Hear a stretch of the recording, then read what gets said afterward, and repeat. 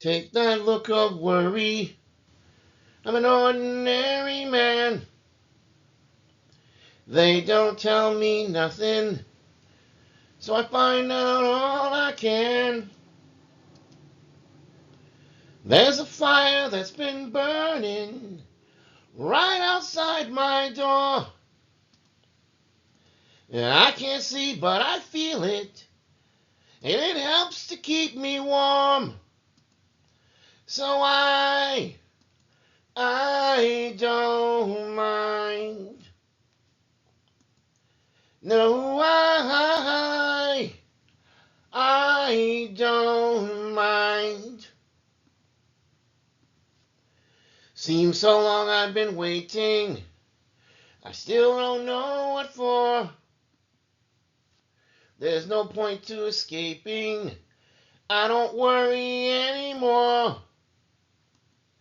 I can't come out to find you. I don't like to go outside. They can turn off my feelings like they're turning off the light. But I don't mind. No, I don't mind. Oh, I don't mind.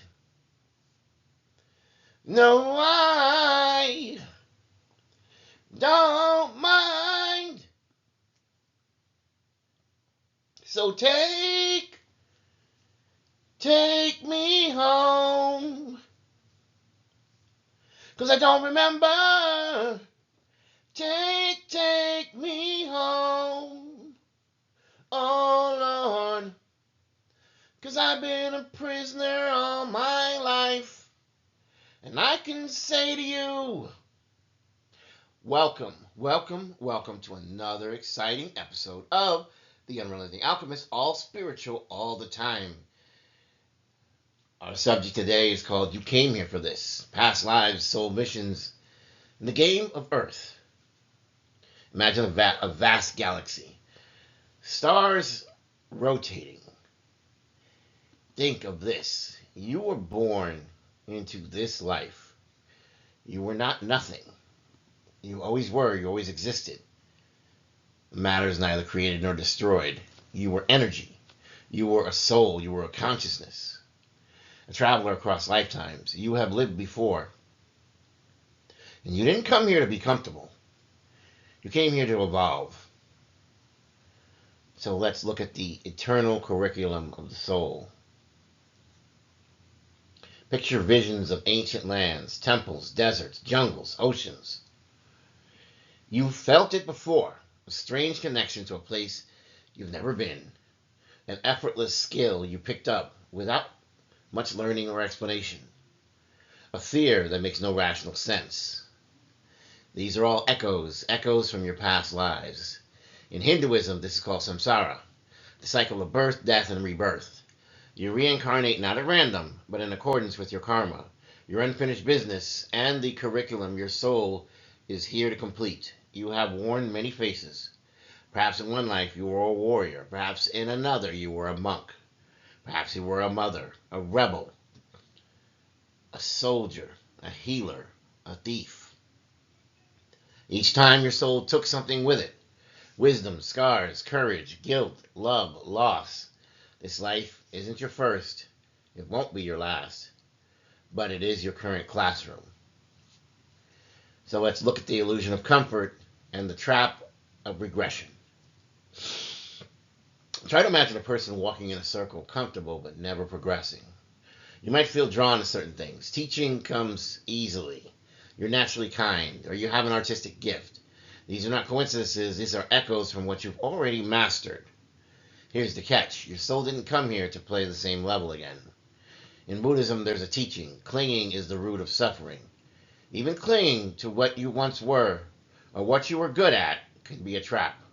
If you spend this life avoiding discomfort, only repeating what feels safe, you are not in the game. You're not playing the real game with its rules at its level.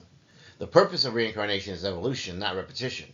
Your soul came here for growth, and growth is rarely comfortable.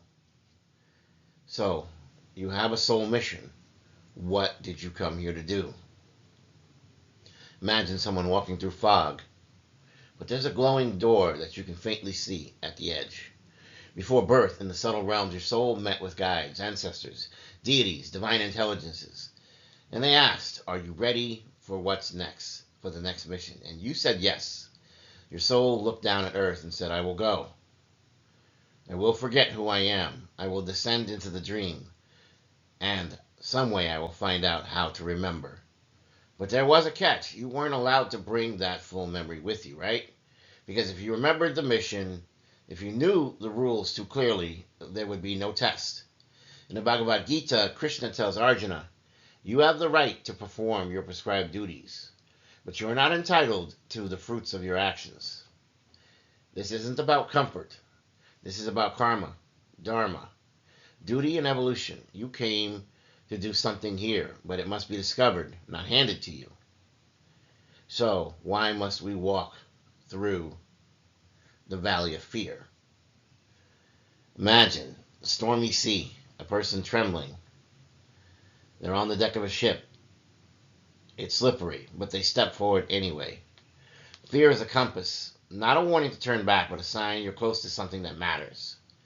The very things that you avoid day in and day out, the conversations you don't want to have, the dreams you deny, the stage you never step on, are often the exact initiations your soul planned before you were born. In Buddhism, there's a concept called dukkha, which is often translated as suffering. But more accurately, it really means unsatisfactoriness. It means that the life has discomfort baked into it, not as a punishment, but as part of the game. To level up, you need to lean in to that pain and that fear. When you move through fear with awareness, with faith, with surrender, something ancient inside you awakens. You remember, oh yes, I came here for this. So what about the hidden realm? What about the Most High God, the spirit guides, and the unseen help? Imagine a person in prayer surrounded by glowing ancestors and spirit beings. Remember, you're not alone. You can't see, but just because you can't see them doesn't mean they aren't helping behind the scenes. Hinduism teaches that Ishvara, the personal form of God, is ever present and knows the inner desires of your heart. Buddhism speaks of bodhisattvas, compassionate beings who delay their own enlightenment to stay back and help others. Your ancestors walk with you. Your guides whisper at night. The divine orchestrates synchronicities you call coincidence. The game of life is rigged in your favor, but only when you move with courage. Only when you stop expecting proof and you start walking by faith and not by sight can you understand. In the Upanishads it is written, as is your desire, so is your will. As so your will, so your deed. And as to your deed, so it is your destiny. You're not meant to figure everything out alone, but you are expected to try. And when you do, help often arrives in places you would never expect and in ways you might never see. These life's challenges were chosen with purpose. Illness, heartbreak, loneliness, struggle. But eventually there's a breakthrough. Things get better. So let's get real. Some of your deepest pain wasn't punishment, it was preparation. Maybe you were betrayed so you could learn boundaries. Maybe you were poor so you could develop compassion. Maybe you suffered great loss so you could become a healer for others. From the limited view of the ego, this may look cruel, might even look downright unfair and even chaotic. But from the soul's perspective, it is sacred. Buddhism tells us with our thoughts we make the world. Hinduism teaches that life is Leela, a divine play. Your soul signed up for this. Not because it's easy, but because you are ready. So what is this earth game? Why is forgetting part of the journey? Imagine a child putting on a blindfold, stepping into a maze, not with fear, but with joy and trepidation, not fearing the unknown. You might wonder, why didn't I come into this world remembering everything? Because that would defeat the point. Earth is not just a school, it's a game. In the Rig Veda, it is said, From the unreal, lead me to the real. From the darkness, lead me to the light. The forgetting is the darkness. The remembering is your light. You gain wisdom not from knowing the answer and being automatically directed to it, but from seeking it out and finding it. The veil is not a mistake. It's a condition of the game. You are here to remember through experience. You are here to feel what it means to doubt. But then, still have faith and believe anyway. To lose yourself, you find yourself again. You have to learn faith in the invisible and courage to act regardless. A person takes one step into the dark and then the path lights up beneath your feet. Faith is not naive. Faith is strategy because you won't always have proof. You won't always have clarity. You won't always have external validation. But what you do have is an inner whisper, a quiet nudge. The recurring idea that won't let go of you. That's not random. That's your soul. There is intuition. And when you walk towards it, even trembling, even in silence, the universe moves with you.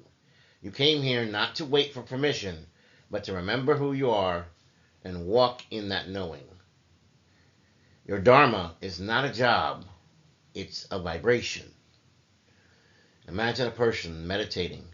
Life radiates from their heart. The world responds to that light.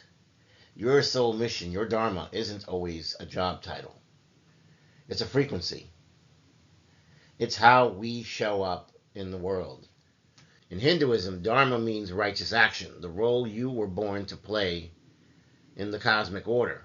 It's not about fame or fortune. It's about integrity.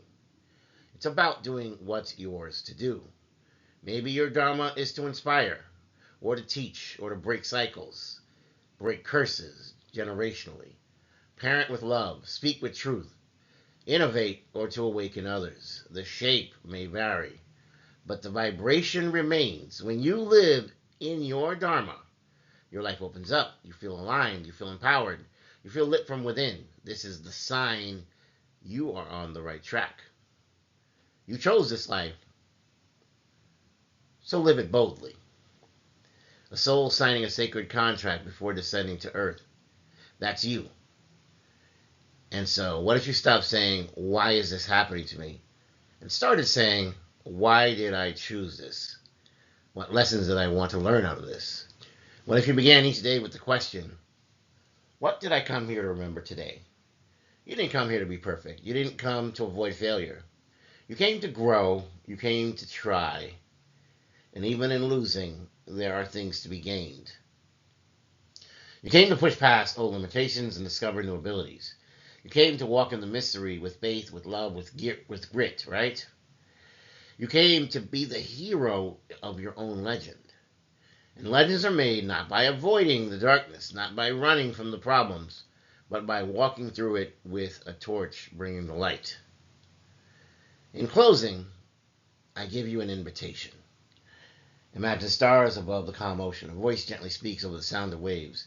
Your past lives taught you many things, but this life is a difficult level. Heck, it might even be the boss level. The fears you face are sacred. The doubts you wrestle are clues. The discomfort you feel is your growth in real time. So trust the process. Trust the hidden realm. Trust your guides. Trust the Most High God.